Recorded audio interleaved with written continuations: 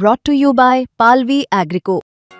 पालवी ॲग्रिको, भारताचा पहिला AI तंत्रज्ञानावर आधारित B2B आणि B2C ई-कॉमर्स प्लॅटफॉर्म. शेतीसाठी जे काही लागणार थेट तुमच्या बांधावर पोहोचणार, मोबाईलच्या एका क्लिकवर.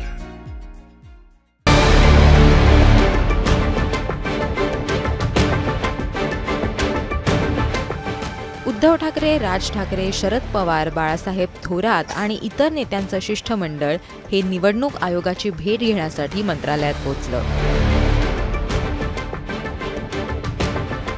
काल उद्धव ठाकरे आणि राज ठाकरे यांच्या पक्षांचा ठाण्यामध्ये एकत्रित मोर्चा निघाला.